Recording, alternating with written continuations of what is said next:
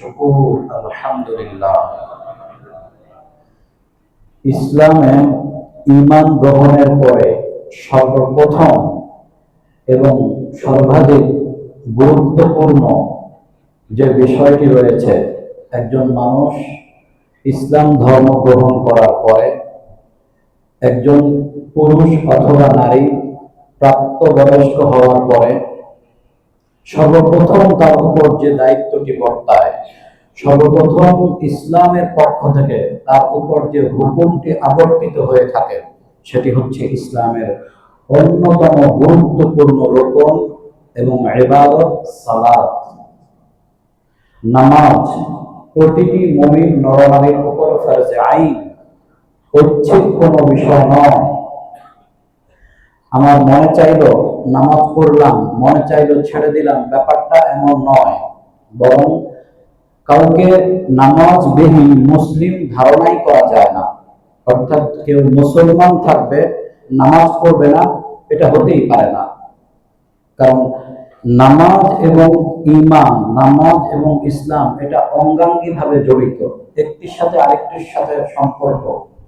একজন মানুষ মুসলমান হবে কিন্তু নামাজ পড়বে না, এটা হতে পারে না, মানে এটা কল্পনাই করা যায় না। বিষয়টা বর্তমান সমাজে যে পরিবেশ সৃষ্টি হয়েছে এবং আমাদেরকে এটা বিশ্বাস করতে বাধ্য হতে হচ্ছে যে মুসলিম হয়েও নামাজ না পড়ে থাকা যায়, এটা আমাদেরকে বিশ্বাস করতে হচ্ছে। একজন মানুষ অফিসে নিয়োগ প্রাপ্ত হওয়ার পরে তিনি কোনো সময় অফিস করেন না, তিনি অফিসেও যান না, অনলাইনেও নয়, অফলাইনেও নয়, কোনোভাবে তিনি অফিস করেন না। এটা সম্ভব কিনা? অসম্ভব।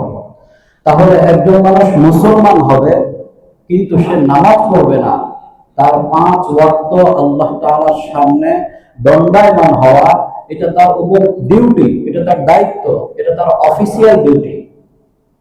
তো সে মুসলিম থাকবে, সে ইসলামের খাতায় নিজের নাম লেখাবে, আবার সে নামাজ পড়বে না, এটা হতে পারে না। অর্থাৎ এটা কল্পনা করার কোনো সুযোগ নেই। তো যেটা কল্পনা করা যায় না সেটা বাস্তবায়ন কিভাবে হবে?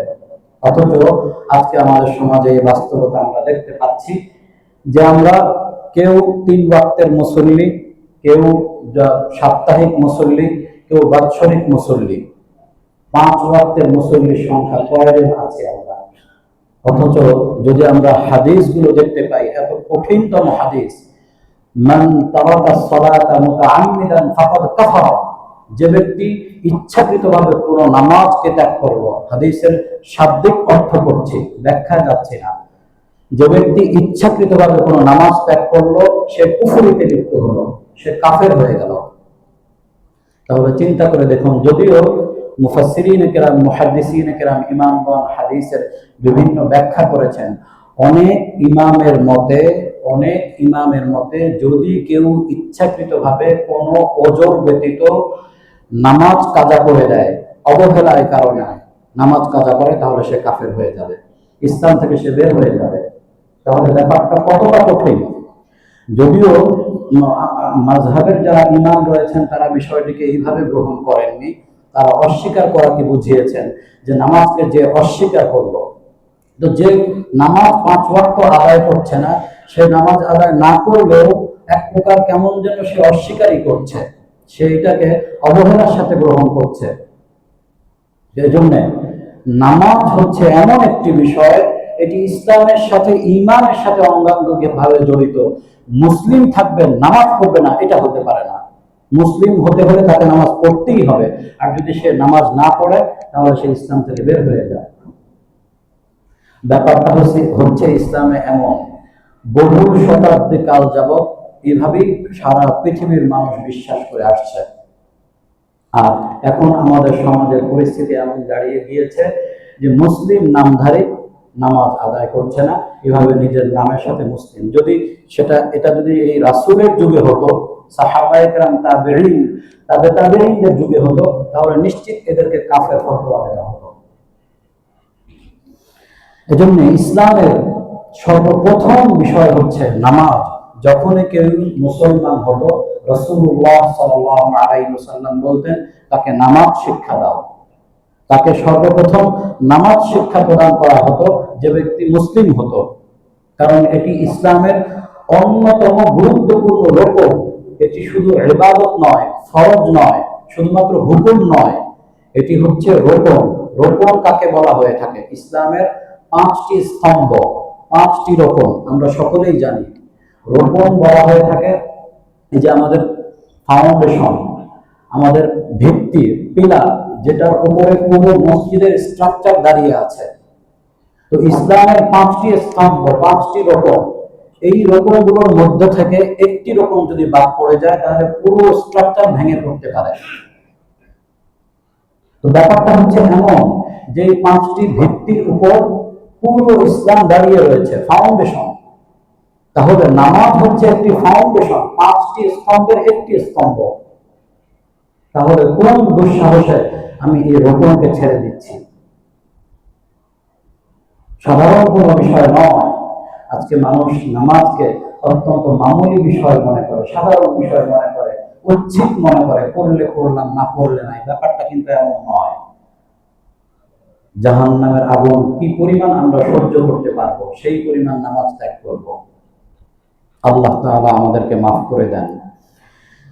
এই রকম এমন একটি রকম যেটা অন্যান্য রকমের মতো নয়। অন্যান্য রকমের চেয়ে এই রকমের মর্যাদা, গুরুত্ব, তাৎপর্য অনেক বেশি। কারণ অন্যান্য রকম কোনটি বছরে একবার আসে, যাকাত বছরে একবার দিতে হয়, রোজা বছরে একবার ফরজ হয়, হজ জীবনে একবার ফরজ হয়। কিন্তু সালাত এমন একটি রকম যা দৈনিক কয়েকবার আদায় করতে হয়, দৈনিক বারবার আদায় করতে হয়, কমপক্ষে 5 বার সালাত আদায় করতে হয়। এটি এমন একটি গুরুত্বপূর্ণ রকম। এই রকমটি অন্যান্য রকমের মতো জিবরিল আমিনের মাধ্যমে রাসূলুল্লাহ সাল্লাল্লাহু আলাইহি ওয়াসাল্লামের কাছে আসেনি, বরং এই রকমের এতটাই গুরুত্ব, আল্লাহ তাআলা তার বন্ধুকে নিজের কাছে ডেকে নিয়ে মেরাজের রজনীতে এই সালাতের রকম দান করেছেন বিশেষভাবে। এটি এর মাঝখানে কেউ ছিল না, কোন ফেরেশতা জিবরিল ছিল না, বরং আল্লাহ তাআলা স্বয়ং রাসূলুল্লাহ সাল্লাল্লাহু আলাইহি ওয়াসাল্লামকে সালাতের এই ইবাদত, এই হুকুম, এই রকম আল্লাহ পাক দান করেছেন মেরাজের রজনীতে। তাহলে এটা অন্যান্য রকমের মতো সাধারণ কোনো রকম নয়। বুঝতে হবে আমাদেরকে যে রকম 5 বার যদি কেউ আদায় করে, আল্লাহ তাআলা তাকে 50 ওয়াক্ত সালাতের সওয়াব দান করবেন। কিয়ামতের ময়দানে সর্বপ্রথম নামাজের হিসাব হবে। আউয়ালু মা ইউহাসাবু বিহিল আবদি ইয়াউমাল কিয়ামাতি আস-সালাহ। কিয়ামতের ময়দানে একজন বান্দার সর্বপ্রথম নামাজের হিসাব নেওয়া হবে। অন্যান্য কোনো আমলের হিসাব নেওয়া হবে না, সর্বপ্রথম তার নামাজের হিসাব নেওয়া হবে। চিন্তা করে দেখুন, এতটাই গুরুত্বপূর্ণ যে সর্বপ্রথম নামাজের হিসাব গ্রহণ করা হবে। রাসূলুল্লাহ সাল্লাল্লাহু আলাইহি ওয়াসাল্লামের জীবনের সর্বশেষ ওসিয়ত কি ছিল? রাসূল সাল্লাল্লাহু আলাইহি ওয়াসাল্লাম যখন মৃত্যু সজ্জায় শায়িত, তখন তিনি বারবার কি বলছিলেন? অস্ফুট আওয়াজ বের হচ্ছিল, আস-সালাহ আস-সালাহ ওয়া মা মালাকাত আইমানুকুম, আস-সালাহ আস-সালাহ ওয়া মা মালাকাত আইমানুকুম। নামাজ নামাজ আর তোমাদের অধীনস্থগণ, নামাজ নামাজ আর তোমাদের অধীনস্থগণ। অধীনস্থদের ব্যাপারে সতর্ক করেছেন আর নামাজের ব্যাপারে সতর্ক করেছেন। যখনই নামাজের ওয়াক্ত হতো তখনই তিনি তার পর্দা টেনে টেনে জিজ্ঞেস করতেন, সালাতের কি সময় হয়েছে? মসজিদে কি সালাত, যেহেতু মসজিদ আর ঘর একসাথেই ছিল, তিনি পর্দা টেনে বারবার সালাতের চিন্তা করতেন, সালাতের সময় হয়েছে কিনা। কি পরিমাণ গুরুত্ব থাকলে রাসূলুল্লাহ সাল্লাল্লাহু আলাইহি ওয়াসাল্লাম মৃত্যুর পূর্ব মুহূর্তে তিনি সালাত সালাত বলে এরপরে পৃথিবী থেকে বিদায় গ্রহণ করেছেন। রাসূলুল্লাহ সাল্লাল্লাহু আলাইহি ওয়াসাল্লামের পাশাপাশি আল্লাহ তাআলা কোরআন কারীমে সালাতের ব্যাপারে বারবার গুরুত্ব আরোপ করেছেন। আকিমুস সালাহ, আকামুস সালাহ, আকিমনাস সালাহ, আকিমিস সালাহ, বিভিন্নভাবে আল্লাহ তাআলা সালাতের কথা বলেছেন। কোরআন কারীমে মোট 83 জায়গায় আল্লাহ তাআলা সালাতের ব্যাপারে আলোচনা করেছেন। এবং এই সালাত শুধু আমাদের জন্যই নয়, বরং আদম আলাইহিস সালাম থেকে নিয়ে শুরু করে রাসূলুল্লাহ সাল্লাল্লাহু আলাইহি ওয়াসাল্লাম পর্যন্ত সকল নবীর যুগে সকল নবীর উম্মতের উপরে ফরজ ছিল। সকল নবীর উপরে, সকল নবীর উম্মতের উপরে ফরজ ছিল। এবং সালাতের এই বিষয়টি এক এক নবীর সময় এক এক রকম ছিল, পদ্ধতিগত বিভিন্নতা ছিল, কিন্তু সালাত সকলের দায়িত্ব ছিল। সালাত আদায় করতেই হবে, এটা এমন কোনো বিষয় নয় যে আমাদের উপরে আল্লাহ তাআলা নব কোনো বিষয় চাপিয়ে দিয়েছেন, নতুন কোনো হুকুম চাপিয়ে দিয়েছেন, ব্যাপারটা এমন নয়। আদম আলাইহিস সালাম থেকে নিয়ে শুরু করে রাসূল সাল্লাল্লাহু আলাইহি ওয়াসাল্লাম পর্যন্ত সকল নবী এবং তাদের উম্মতের উপরে এই সালাতের হুকুম ছিল। হযরত ইব্রাহিম আলাইহিস সালাম তার দোয়ার মধ্যে সালাতের বিষয়ে প্রার্থনা করেছেন। সূরা ইব্রাহিমের ৫৫তম আয়াতে আল্লাহ তাআলা বলেন, ইব্রাহিম আলাইহিস সালাম কি বলেছেন? রব্বিজআলনি মুকিমাস সালাতি ওয়া মিন যুররিয়্যাতি, হে আমার প্রতিপালক, আপনি আমাকে এবং আমার বংশধরদের মধ্য থেকে যাদেরকে পছন্দ করেন তাদেরকে নামাজ কায়েমকারী হিসেবে প্রতিষ্ঠা করুন। আপনি আমাকে নামাজ কায়েমকারী বানান এবং আমার সন্তানদের মধ্য থেকেও নামাজ কায়েমকারী বানান। ইব্রাহিম আলাইহিস সালাম সালাতের কথা বলেছেন। সালাতের কারণে আল্লাহ তাআলা ইব্রাহিম পুত্র ইসমাঈল আলাইহিস সালামের প্রশংসা করেছেন। ইসমাঈল আলাইহিস সালামের প্রশংসা করেছেন আল্লাহ তাআলা, যে তিনি তার পরিবার বর্গকে সালাতের নির্দেশ দিতেন। সূরা মারইয়ামের ৫৫তম আয়াতে আল্লাহ পাক বলেন, ওয়া কানা ইয়া'মুরু আহলাহু বিস-সালাতি ওয়াজ-যাকাতি ওয়া কানা 'ইনদা রাব্বিহি মারদিয়্যা। ইসমাঈল আলাইহিস সালাম তার পরিবার বর্গকে সালাতের নির্দেশ প্রদান করতেন, যাকাতের নির্দেশ প্রদান করতেন, এবং তিনি তার রবের কাছে একজন সন্তুষ্টি প্রাপ্ত বান্দা হিসেবে পরিগণিত ছিলেন। ওহী নাযিলের সূচনাতেই মূসা আলাইহিস সালামকে আল্লাহ তাআলা সালাতের নির্দেশ দিয়েছেন। মূসা আলাইহিস সালাম তখনও নবী হননি।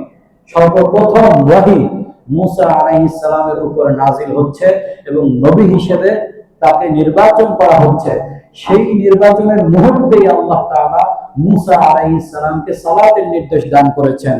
সূরা তাহার ১৪তম আয়াতে আল্লাহ পাক বলেন, ওয়া আনা আখতারতুকা ফাসতামি' লিমা ইউহা, হে মূসা, আমি তোমাকে নবুয়তের জন্য নির্বাচন করলাম, অতএব তুমি মনোযোগ সহকারে যা তোমার উপর ওহী হিসেবে প্রেরণ করা হচ্ছে মনোযোগ সহকারে শ্রবণ করো।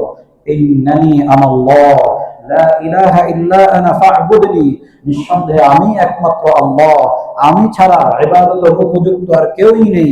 ফা'বুদনি, সুতরাং তুমি একমাত্র আমার ইবাদত করো। ওয়া আকিমিস সালাতা লিযিকরি, এবং আমার স্মরণে নামাজ কায়েম করো। ওহী নাযিল হচ্ছে, সাথে সাথে নামাজের কথা বলে দিলেন। প্রথমে তাওহীদের বাক্য, এরপরেই আল্লাহ পাক মূসা আলাইহিস সালামকে সালাতের বাক্য জানিয়ে দিলেন।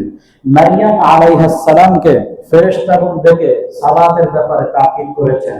মারইয়াম আলাইহিস সালাম কে আল্লাহ তাআলা ফেরেশতাদের মাধ্যমে সালাতের ব্যাপার জানিয়েছেন। সূরা আলে ইমরানের ৪৩তম আয়াতে আল্লাহ পাক বলেন, ইয়া মারইয়াম কুনুতি লিরাব্বিকি ওয়াসজুদি ওয়ারকাই, ফেরেশতাগণ ডেকে বলেন, হে মারইয়াম, আপনি আপনার রবের অনুগত হন এবং আপনি রুকু করুন, সিজদা করুন, অর্থাৎ সালাত আদায় করুন। ঈসা আলাইহিস সালাম নিজের উপর নিয়ামত বর্ণনা করতে গিয়ে, আল্লাহ পাকের রহমত বর্ণনা করতে গিয়ে তিনি সালাতের ব্যাপার উল্লেখ করেছেন। যখন মারইয়াম আলাইহিস সালামকে সাধারণ মানুষ অপবাদ দিচ্ছিল যে তোমার কোনো স্বামী ছিল না, তোমার সন্তান কিভাবে সৃষ্টি হলো, কিভাবে তুমি সন্তান জন্মদান করলে, এই অপবাদ যখন তাকে দেয়া হচ্ছিল, আল্লাহ তাআলা কুদরতিভাবে ঈসা আলাইহিস সালাম দোলনায় থাকা অবস্থায় তার কথা বলার শক্তি দিয়েছিলেন। তখন তিনি যে বাক্যগুলো বলেছিলেন, আলা ইন্নী আবদুল্লাহ আতানিয়াল কিতাবা ওয়া জাআলানি নাবিয়্যা ওয়া জাআলানি মুবারাকান আইনামা কুনতু ওয়া আওসানি বিস-সালাতি ওয়াজ-যাকাতি মা দুমতু হাইয়্যা। তিনি বলেছিলেন যে আমি হচ্ছি আল্লাহ তাআলার বান্দা এবং তিনি আমাকে বরকতময় করে পৃথিবীতে পাঠিয়েছেন এবং তিনি আমাকে এই ব্যাপারে ওসিয়ত করেছেন। আল্লাহ তাআলা আমাকে কি ওসিয়ত করেছেন? সালাতের ব্যাপারে, যাকাতের ব্যাপারে আমাকে ওসিয়ত করেছেন যতদিন আমি পৃথিবীতে জীবিত থাকি। তাহলে ঈসা আলাইহিস সালামের সময়ও সালাত ছিল, মারইয়াম আলাইহিস সালামের সময়ও সালাত ছিল, মূসা আলাইহিস সালামের সময়ও সালাত ছিল, ইসমাঈল আলাইহিস সালামের সময়ও সালাত ছিল, ইব্রাহিম আলাইহিস সালামের সময়ও সালাত ছিল। লোকমান হাকিমের কথা আল্লাহ পাক কোরআনুল কারীমে উল্লেখ করেছেন। বড় প্রজ্ঞা, বড় হিকমত ওয়ালা ব্যক্তি, প্রজ্ঞাপূর্ণ ব্যক্তি, তো তিনিও সালাত কায়েম করেছেন এবং তিনি তার সন্তানকে সালাতের ব্যাপারে নসিহত করেছেন। সূরা লুকমানের 17তম আয়াতে আল্লাহ পাক বলেন, ইয়া বুনাইয়া আকিমিস সালাহ ওয়া'মুর বিল মা'রুফ ওয়ানহা আনিল মুনকার, হে বৎস, হে আমার প্রিয় পুত্র, তুমি সালাত কায়েম করো এবং সৎ কাজের আদেশ করো, অসৎ কাজ থেকে বারণ করো। তো লোকমান হাকিমের সময় সালাত ছিল। বনী ইসরাইল থেকে আল্লাহ তাআলা যতগুলো প্রতিশ্রুতি গ্রহণ করেছেন, বনী ইসরাইলের থেকে আল্লাহ তাআলা যতগুলো প্রতিশ্রুতি গ্রহণ করেছেন, তার মধ্যে অন্যতম গুরুত্বপূর্ণ একটি প্রতিশ্রুতি ছিল সালাত। তিনি কি বলেছেন? সূরা বাকারার ৮৩তম আয়াতে আল্লাহ পাক বলেন, ওয়া ইয আখাযনা মিসাকা বনী ইসরাঈলা, আমি বনী ইসরাইলের কাছ থেকে প্রতিশ্রুতি গ্রহণ করেছিলাম, লা তা'বুদুনা ইল্লাল্লাহ, তোমরা আল্লাহ ছাড়া অন্য কারো ইবাদত করবে না, ওয়া বিল ওয়ালিদাইনি ইহসানা ওয়া যিল কুরবা ওয়াল ইয়াতামা ওয়াল মাসাকিন, এবং তোমরা তোমাদের পিতামাতার সাথে সদাচার করবে, উত্তম ব্যবহার করবে, তোমরা নিকটাত্মীয় ইয়তীম মিসকিনদের সাথে ভদ্র ব্যবহার করবে, উত্তম আচরণ করবে, ওয়া কুলু লিন-নাসি হুসনা, এবং মানুষের সাথে ভদ্রোচিত ভাষায় কথা বলবে, উত্তম পন্থায় কথা বলবে, ওয়া আকিমুস সালাহ ওয়া আতুজ যাকাত, আর তোমরা নামাজ কায়েম করবে এবং যাকাত প্রদান করবে। তাহলে বনী ইসরাইলের কাছ থেকে আল্লাহ তাআলা যে অঙ্গীকারগুলো গ্রহণ করেছিলেন, তার মধ্যে অন্যতম গুরুত্বপূর্ণ অঙ্গীকার ছিল সালাত। তাহলে পুরো বনী ইসরাইলের উপরে সালাত ছিল, এটা এই আয়াত থেকে আমরা বুঝতে পারছি। সর্বশেষ আল্লাহ তাআলা আমাদের নবীকেও বিশেষভাবে, ব্যক্তিগতভাবে সালাতের নির্দেশ প্রদান করেছেন। রাসূলুল্লাহ সাল্লাল্লাহু আলাইহি ওয়াসাল্লামকে আল্লাহ তাআলা স্বতন্ত্রভাবে সালাতের নির্দেশ দিয়েছেন। সূরা আনকাবুতের ৪৫তম আয়াতে আল্লাহ পাক বলেন, কুল্লু মা উহিয়া ইলাইকা মিনাল কিতাব, হে নবী, কিতাবের যা কিছু আপনার উপর ওহী হিসেবে নাজিল করা হচ্ছে, আপনি মানুষকে তা তিলাওয়াত করে শোনান, ওয়া আকিমিস সালাহ, এবং আপনি নামাজ কায়েম করুন। আপনি নামাজ কায়েম করুন। রাসূল সাল্লাল্লাহু আলাইহি ওয়াসাল্লামকে আল্লাহ তাআলা নামাজের ব্যাপারে বলছেন। তাহলে আদম আলাইহিস সালাম থেকে নিয়ে শুরু করে রাসূলুল্লাহ সাল্লাল্লাহু আলাইহি ওয়াসাল্লাম পর্যন্ত সকল নবীর উপরে, সকল নবীর উম্মতের উপরে এই সালাত ফরজ ছিল, আল্লাহ তাআলার পক্ষ থেকে হুকুম ছিল। এটা আমাদের উপরে নতুন কোনো বিষয় নয়, বরং পূর্বেও এই বিষয়টি ছিল। আজকে মানুষ সালাত আদায় করে না। কেন সালাত আদায় করে না? এর কারণ কি? এটি তো একটি ফরজ হুকুম, সেটা তো আলোচনা করলামই, কিন্তু মানুষ আজকে কেন সালাত আদায় করে না? এর কারণ হচ্ছে, মানুষ সালাতের মাধ্যমে যে আল্লাহ পাক আমাদের জন্য কি রেখে দিয়েছেন, সালাতের দ্বারা আখিরাতের বিষয় তো আছেই, দুনিয়াতে আল্লাহ পাক সালাতের মাধ্যমে কি করে থাকেন, মানুষের কি উপকারিতা রয়েছে, কি বেনিফিশিয়াল বিষয় রয়েছে, মানুষ কিভাবে বেনিফিট হবে, এই বিষয়গুলো মানুষ জানে না, বা জানলেও সেটা মানুষ আলোচনা করে না, পড়ালেখা করে না। সে কারণে মানুষ জানে না যে সালাতের মাধ্যমে কি হবে। অথচ সালাত এমন একটি বিষয়, শুধুমাত্র সওয়াবের জন্যই নয়, আল্লাহর হুকুম ফরজ বিধান এজন্যই নয়, বরং জীবনের বিভিন্ন প্রয়োজনে সাহাবায়ে কেরামের জীবনী যদি আপনারা পাঠ করেন, তাহলে দেখতে পাবেন হায়াতুস সাহাবা, সুওয়ারুম মিন হায়াতিস সাহাবা, উসদুল গাবা ফি তাময়িজিস সাহাবা, এই যে সাহাবায়ে কেরামের সহিহ কিতাবগুলো রয়েছে, এই কিতাবগুলোতে সাহাবায়ে কেরামের জীবনী পাঠ করলে দেখতে পাবেন তারা নিজেদের জীবনের যে কোনো প্রয়োজনে সালাত আদায় করতেন। খিদে পেয়েছে, সালাত আদায় করতেন। কোনো কিছু হারিয়ে গিয়েছে, সালাতে দাঁড়িয়ে যেতেন। বাচ্চা মৃত্যুবরণ করেছে, নামাজে দাঁড়িয়ে গিয়েছেন। কেউ বিপদে পড়েছে, বিপদের সংবাদ এসেছে, সালাতে দাঁড়িয়ে গিয়েছেন। ঝড় বৃষ্টি শুরু হয়ে গিয়েছে, সালাতে দাঁড়িয়ে গিয়েছেন। খরা শুরু হয়ে গিয়েছে, সালাতে দাঁড়িয়ে গিয়েছেন। সূর্যগ্রহণ হচ্ছে, সালাতে দাঁড়িয়ে গিয়েছেন। চন্দ্রগ্রহণ হচ্ছে, সালাতে দাঁড়িয়ে গিয়েছেন।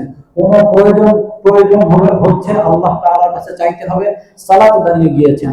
কোন বিষয় বুঝে আসছে না, এটা করব কি করব না, সালাতে দাঁড়িয়ে গিয়েছেন। অর্থাৎ তাদের জীবনের যত প্রয়োজন ছিল সকল প্রয়োজনের ক্ষেত্রে তারা সর্বপ্রথম সালাতকে সামনে নিয়ে আসতেন। কেউ অসুস্থ হয়েছে, আমাদের চিন্তা কি আছে? ডক্টরের কাছে যেতে হবে। আর তাদের মধ্যে চিন্তা আসতো, অসুস্থ হয়েছে, আল্লাহকে আগে জানাতে হবে। আল্লাহ তাআলার সাথে সম্পর্ক থাকার কারণে তাদের এই পরিস্থিতি হতো। আমাদের এটা হচ্ছে না কেন? তাআল্লুক মা আল্লাহ, আল্লাহর সাথে সুসম্পর্ক নেই আমাদের। আল্লাহ তাআলার সাথে রিলেশন সে পর্যায়ের নেই যেই পর্যায়ে থাকার কারণে আমি মনে করতে পারি যে আল্লাহ তাআলার কাছে 2 রাকাত সালাত আদায় করে প্রার্থনা করব, এরপরে আমি অন্য কোনো ব্যবস্থা গ্রহণ করব। আগে আল্লাহ তাআলার সাথে বিষয়টা শেয়ার করি। এই কথা মাথায় যেহেতু আমাদের আসে না, সে কারণে আমাদের সালাতও হয় না। সাহাবায়ে কেরামের অবস্থা এমন ছিল, তারা যে কোনো বিষয় সর্বপ্রথম আল্লাহ তাআলাকে জানাতেন। ক্ষুধা পেয়েছে, সাহাবায়ে কেরাম মসজিদে উপস্থিত হয়ে গিয়েছেন। রাসূলুল্লাহ সাল্লাল্লাহু আলাইহি ওয়াসাল্লাম, আবু বকর সিদ্দিক রাদিয়াল্লাহু তাআলা আনহু মসজিদে উপস্থিত হয়েছেন। কেন? ক্ষুধা পেয়েছে। মসজিদে আসলে তো খাবার পাওয়া যাবে না, কিন্তু কেন মসজিদে এসেছেন? আল্লাহ তাআলার দরবারে আল্লাহ তাআলার পায়ে পড়ে সিজদা দিবেন আর আল্লাহ তাআলার কাছে খাদ্য চাইবেন। জুতার ফিতা ছিঁড়ে গেলেও তারা আল্লাহ তাআলার কাছে দোয়া করতেন। আল্লাহ তাআলার সামনে 2 রাকাত সালাত আদায় করে এইটা কিভাবে ঠিক করতে হবে সেটা আল্লাহ তাআলার কাছে চাইতেন। তাদের জীবনে ছিল এমন। অর্থাৎ নিজের জীবনের সকল প্রয়োজনে সালাতকে তারা সামনে নিয়ে আসতেন। এর একমাত্র কারণ ছিল আল্লাহ তাআলার সাথে তাদের সুসম্পর্ক ছিল। আর ফলশ্রুতিতে আল্লাহ তাআলার সাথে বান্দার মাধ্যম হচ্ছে, একমাত্র মাধ্যম হচ্ছে সালাত। সালাতের মাধ্যমে আল্লাহ তাআলার সাথে বিষয়টি শেয়ার করার সুযোগ রয়েছে। রাসূল সাল্লাল্লাহু আলাইহি ওয়াসাল্লাম আমাদেরকে শিক্ষা দিয়ে গিয়েছেন, সাহাবায়ে কেরাম শিক্ষা দিয়ে গিয়েছেন।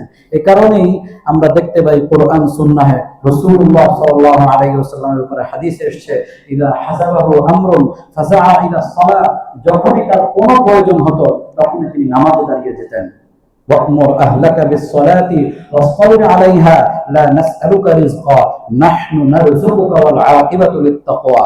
সূরা তাহার 132 নং আয়াতে আল্লাহ পাক বলেন, হে নবী, আপনি আপনার পরিবারবর্গকে সালাতের নির্দেশ দান করুন এবং এই সালাতের উপরেই সীমাবদ্ধ থাকতে বলুন। আমি আপনার কাছে রিজিক চাই না, রিজিক তো আমি আপনাকে দান করব। আপনি সালাত আদায় করতে থাকুন। রাসূলুল্লাহ সাল্লাল্লাহু আলাইহি ওয়াসাল্লামকে আল্লাহ পাক কি বলেছেন? সূরা বাকারার 45 নং আয়াতে, ওয়াস্তাঈনু বিস-সাবরি ওয়াস-সালাত, তোমরা সালাত এবং সবরের মাধ্যমে সাহায্য প্রার্থনা করো। তোমাদের যত ধরনের প্রয়োজন রয়েছে সকল প্রয়োজনে সবর এবং সালাতের মাধ্যমে আল্লাহ তাআলার কাছে সাহায্য প্রার্থনা করো।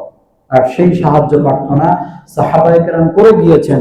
এই কারণে যখনই তাদের কোনো প্রয়োজন হতো তখন 2 রাকাত সালাত আদায় করতেন, যেটাকে আমরা বলি সালাতুল হাজত। আমরা এই নামাজ অনেকেই আদায় করি। সালাতুল হাজত, যখন প্রয়োজন হয় 2 রাকাত নামাজ আদায় করে প্রয়োজন ব্যক্ত করা আল্লাহ তাআলার কাছে। যখন কোনো বিষয় এমন হয় যে বিষয়টি আমি বুঝতে পারছি না, কি করব কি করব না, সেক্ষেত্রে যে নামাজটি আমরা আদায় করি সেটাকে বলা হয় থাকে সালাতুল ইস্তিখারা। ইস্তিখারার নামাজ রাত্রিতে আদায় করে ঘুমিয়ে পড়ি। 2 দিন 3 দিন 5 দিন 7 দিন করলে আল্লাহ তাআলা অন্তরকে একদিকে ঝুঁকিয়ে দেন, বা স্বপ্নে কোনো কিছু চলে আসে যেটার দ্বারা সে বুঝতে পারে যে আল্লাহ তাআলা এই দিকে ইঙ্গিত করছেন। এটাকে বলে সালাতুল ইস্তিখারা। এরপরে চাশতের সালাত, সালাতুদ দুহা, এগুলো তারা আদায় করেছেন। যখন কোনো অপরাধ হয়ে যায় তখন আল্লাহ তাআলার সাথে দূর সম্পর্ক কমে যায়, দূরবর্তী সম্পর্ক সৃষ্টি হয়, সাথে সাথে তওবা করা, সাথে সাথে মার্জনা করা। এজন্য সালাতুল তাওবা রাখা হয়েছে, তাওবার নামাজ সাহাবায়ে কেরাম পড়েছেন। যখন এমন হয় যে বৃষ্টি হচ্ছে না, শুধু রোদ হচ্ছে, খরা হচ্ছে, চৌচির হয়ে সমস্ত কিছু ফেটে যাচ্ছে, তখন কি করতে হবে? বৃষ্টি প্রার্থনা সালাত আদায় করতে হবে, যেটাকে বলা হয় থাকে সালাতুল ইস্তিসকা। সাহাবায়ে কেরাম আদায় করেছেন। যখন চন্দ্রগ্রহণ হবে, সূর্যগ্রহণ হবে, তখনও সালাত আদায় করতে হবে, যে সালাতের নাম হচ্ছে সালাতুল কুসুফ, সালাতুল খুসুফ।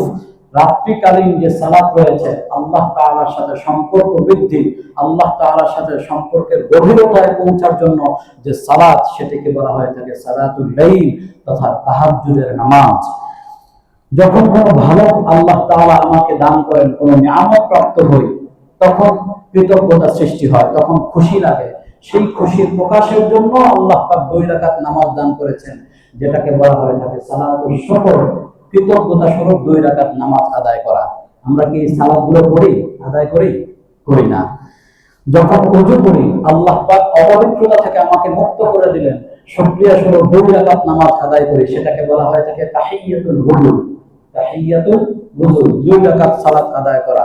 মসজিদের মধ্যে প্রবেশ করেছি, মসজিদ আল্লাহ তাআলার মেহমানখানা, গেস্ট রুম।